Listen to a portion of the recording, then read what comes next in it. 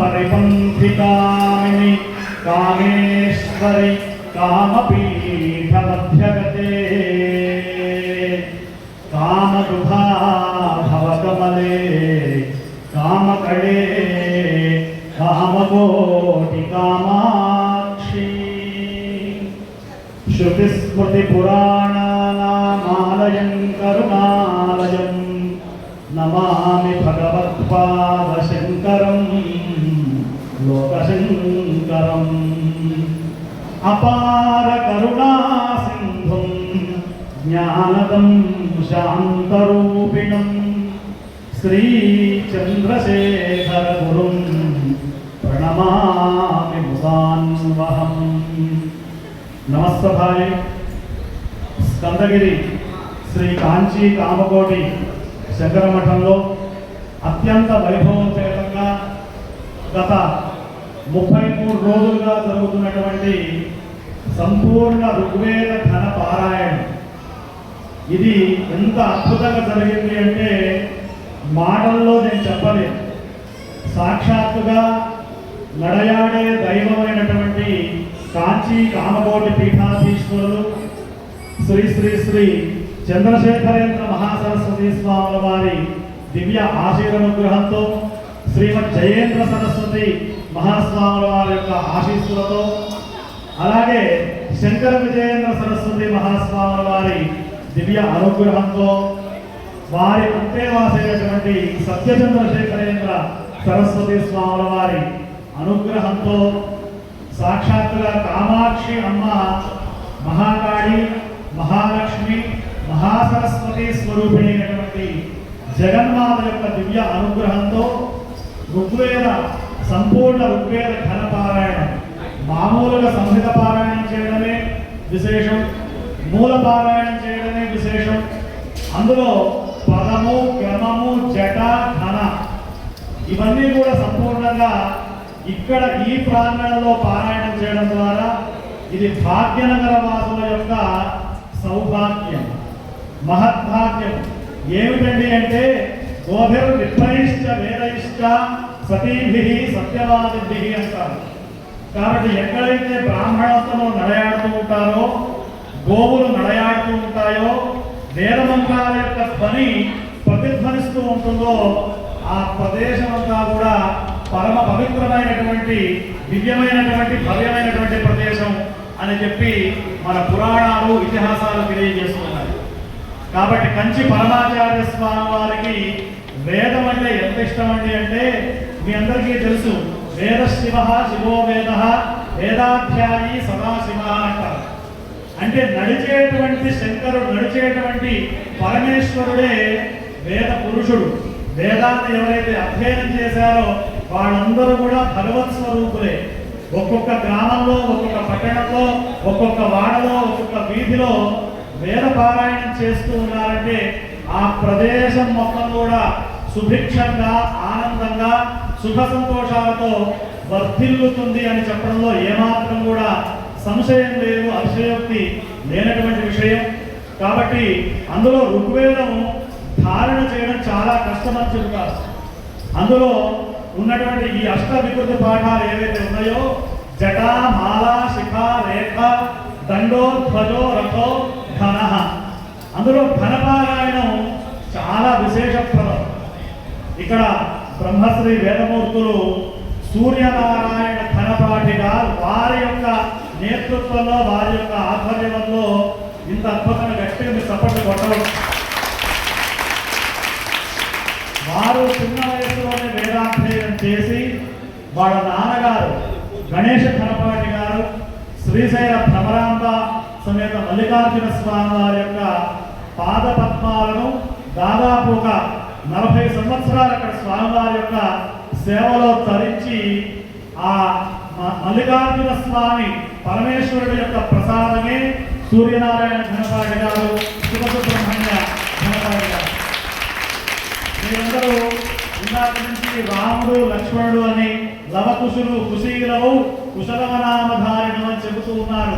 కానీ నాకు అనిపించింది ఆ భ్రమరాంబ మల్లికార్జునుల యొక్క ప్రసాదంగా ఒక మహాగణపతిగా సూర్యనారాయణ ఘనపాటి గారు, ఒక సుబ్రహ్మణ్య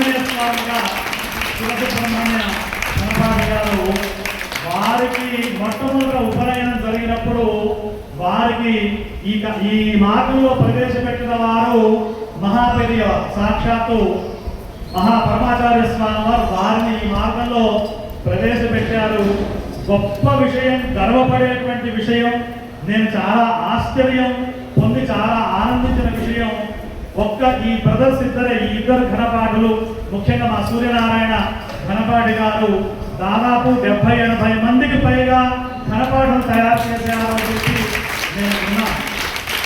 అది ఎంత ఆనందం అంటే ఇంకొక 6 నెలలకో సంవత్సరాలకో శతమానం భవతి 100 క్రాస్ అవుతుంది. 100 మంది ఘనపాఠుల్ని వారు తయారు చేసి సమాజానికి ఇస్తారు అని చెప్పి నాకు ఆకాంక్ష.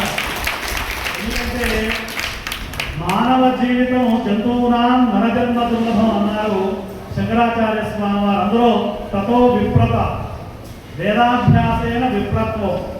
కాబట్టి వారు వాళ్ళ నాన్నగారి ఆశీస్సులు, వాళ్ళ యొక్క గురువుల ఆశీస్సులు, ముఖ్యంగా పరమాచార్య స్వామి వారి యొక్క ఆశీస్సులు, కామాక్షి అమ్మవారి యొక్క అనుగ్రహం చేత ఒక 100 మంది ఘనపాఠులను తయారు చేశారు, చేస్తున్నారంటే అదేం మామూలు విషయం కాదు.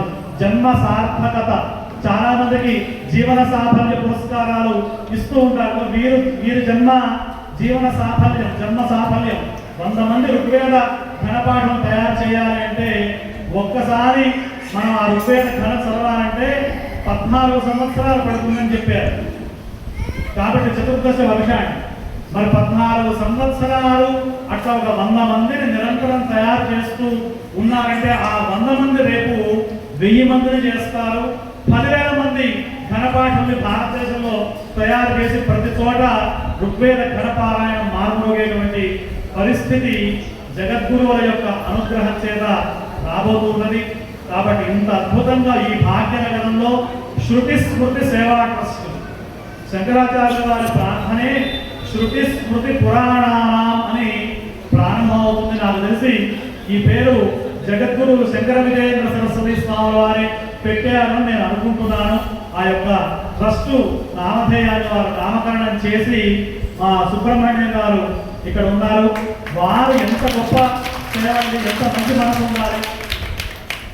నేను మొన్న వచ్చినప్పుడు చెప్పారు, మేము బొంబాయిలో చేసామండి సంపూర్ణ పారాయణం, ఢిల్లీలో చేసామండి, కలకత్తాలో చేసాం, మెడ్రాస్లో చేశారు, బెంగళూరులో చేశారు. ఈ సంవత్సరం మనందరి భాగ్యమా అని మన భాగ్యనగరంలో చేశారు ఈ సంపూర్ణ ఋగ్వేద ఘన పారాయణం. ఒక మాటలో చెప్పాలంటే మన భాగ్యనగర వాసులు దీన్ని ఎక్కువగా ఆస్వాదించలేకపోయినారు, ఎక్కువగా తెలుసుకోలేకపోయినారు అని చెప్పి నాకు చిన్న మనసులో ఇది ఉంది. ఎందుకంటే దీనికి ప్రచారం అనేది ఎంత అవసరమో దీనికి ఈ కార్యక్రమంలో మనం కూడా పాల్గొనాలి. ఇది మన కార్యక్రమం అని చెప్పి భావించాలి. ఎందుకంటే లోక కళ్యాణం కోసం చేసేటువంటి కార్యక్రమం ఇది. ఏదో సూర్యనారాయణ ఘనపాఠి గారు నేను బాగుండాలనో, లేదా ఇక్కడ ఉన్నటువంటి వాడు బాగుండాలనో, లేదా మా జయశంకర్ గారు ఇక్కడ ఉన్నటువంటి పరివారం బాగుండాలనో కాదు. లోకము యొక్క క్షేమం, జగత్తు యొక్క కళ్యాణము, లోక కళ్యాణార్థం సంకల్పించినటువంటి దివ్యమైనటువంటి భవ్యమైనటువంటి కార్యక్రమం ఈ సంపూర్ణ ఋగ్వేద ఘనపారాయణం ఇక్కడ మారం రోగింది. ఈ ప్రాంగణంలో ఇక్కడ 33 రోజులు చేశారండి. త్రయస్త్రిగుంశత్కోటి దేవతా అంటారు. 33 కోట్ల మంది దేవతలు స్కందగిరి శంకర మఠంలోనే సంచారం చేశారు ఈ 33 రోజులు. ఈ ఎక్కడో అందరు దేవతలు. ఎందుకంటే మొన్న మేము వచ్చి పాల్గొంటే మా ఇష్టదైవం నరసింహస్వామి అంటే వెంటనే ఋగ్వేదంలోంచి సింహ అనేటువంటి శబ్దంతో ఘన చెప్పి ఆశీర్వచనం చేశారు. అసలు ఋగ్వేదంలో లేని దేవతలే లేదు. మీరు ఏ దేవతని పిలవాలన్నా ఆ దేవత దేవతా సూక్తాల ద్వారా ఋక్కుల ద్వారా ఆహ్వానిస్తే వాడు భూమి మీదకు దిగి అనుగ్రహాన్ని ఇస్తారు అని చెప్పి వేదమహాత్మ్యంలో చెబుతారు. కాబట్టి అంత గొప్పది ఋగ్వేదం. దాన్ని ధారణ చేయడం చాలా కష్టం, అధ్యయనం చేయడం చాలా కష్టం. మామూలు సంహిత పారాయణం చేయడమే చాలా కష్టం. అంటే సంపూర్ణంగా మొత్తం ఘనపారాయణాన్ని ఇక్కడ సంకల్పం చేసి దానితో పాటు అబాధేష్టి అనేటువంటి కార్యక్రమాన్ని కూడా నిర్వహించారు. అఘము అంటే పాపము అని అర్థం సంస్కృతంలో. అంటే మనం తెలిసి కానీ తెలియక కానీ చాలా పాపాలు మానవులు చేస్తూ ఉంటారు. ఆ పాపాలన్నిటినీ కూడా తొలగించేటువంటి ఇష్టి అపాఘ ఇష్టి, అదే అపాఘేష్టి అని చెప్పి చేశారు. అట్లాగే జగన్మాత అయినటువంటి ఆ చండీమాతను కూడా నిన్న ఇక్కడ చండీ మహాయాగాన్ని అత్యద్భుతంగా లోక కళ్యాణం కోసం చండీ యాగం ఎక్కడ చేస్తే అక్కడ క్షామం ఉండదు, అక్కడ దుఃఖం ఉండదు, అక్కడ శోకం ఉండదు, అందరూ కూడా సుఖ సంతోషాలతో ఉంటారు. జగన్మాత అనుగ్రహం లోకానికి కలుగుతుంది. అటువంటి మంగళవారం నాడు జగన్మంగళ అయినటువంటి మంగళస్వరూపిణి సర్వమంగళ దేవి అయినటువంటి అమ్మవారిని ఆరాధించి ఇక్కడ జగద్గురువులు సాక్షాత్తుగా శ్రీ శ్రీ శ్రీ శంకర విజయేంద్ర సరస్వతి మహాస్వాముల వారి యొక్క అనుగ్రహం, సత్యచంద్రశేఖరేంద్ర సరస్వతి స్వాముల వారి యొక్క ఆశీర్వచనం మనందరి మీద కూడా ప్రసరించి శృతి స్మృతి సేవా ట్రస్ట్ ద్వారా భవిష్యత్తులో కూడా ఇంకా అద్భుతమైన కార్యక్రమాలు చేస్తారు. ఈ వీక్షిస్తున్నటువంటి వాళ్ళు మీరు ఈ అవకాశాన్ని సద్వినియోగం చేసుకోండి. ఇటువంటి దాంట్లో మీరు పిడికెడు బియ్యం ఇచ్చినా, 10 రూపాయలు ఇచ్చినా, రూపాయి పావలా ఇచ్చినా కానీ వేద పురుషుల యొక్క అనుగ్రహం కలుగుతుంది అని చెప్పడంలో ఏమాత్రం కూడా సందేహమైనటువంటి విషయం. ఎందుకంటే పరమాచార్య స్వామి వారు వేద పరిరక్షణ నిధి, వేద పరిరక్షణ ట్రస్ట్ అని చెప్పి ఎవరైతే వేదం చదువుకుంటున్నారో వాళ్ళకి ఉపాధిని కల్పించాలి అని మొట్టమొదట సంకల్పం చేసినటువంటి వారు శ్రీ శ్రీ శ్రీ పరమాచార్య స్వామి వారు. తిరుమల తిరుపతి దేవస్థానంలో కూడా వేద పారాయణం లాంటి స్కీములు పెట్టి వేద పండితులకు పోషణ కలగాలి, వాళ్ళు చక్కగా 2 పూట్ల భోజనం చేయాలి అని చెప్పి స్వామి సంకల్పం చేశారు. ఆ సంకల్పాలన్నీ కూడా నెరవేరుస్తూ ఉన్నారు వేద పండితులు. శృతి స్మృతి సేవా ట్రస్ట్ సుబ్రహ్మణ్యం గారికి, అట్లాగే బ్రహ్మశ్రీ సూర్యనారాయణ ఘనపాటి గారికి, శివసుబ్రహ్మణ్య ఘనపాటి గారికి ఈ సందర్భంగా మనందరి పక్షాన కృతజ్ఞతలు తెలియజేస్తూ ఈ కార్యక్రమానికి సాక్షాత్తుగా భద్రకాళి అమ్మవారి యొక్క స్వరూపంగా నిరంతరం భద్రకాళి అమ్మవారి పాదపద్మాలను ఆరాధించేటువంటి మహావిద్యా ఉపాసకులు, శ్రీ విద్యా ఉపాసకులు బ్రహ్మశ్రీ భద్రకాళి శేషు శర్మ గారి ఇక్కడికి విచ్చేశారు. వారు కూడా వారి యొక్క భాషణాన్ని మనందరికీ తెలియజేస్తారు.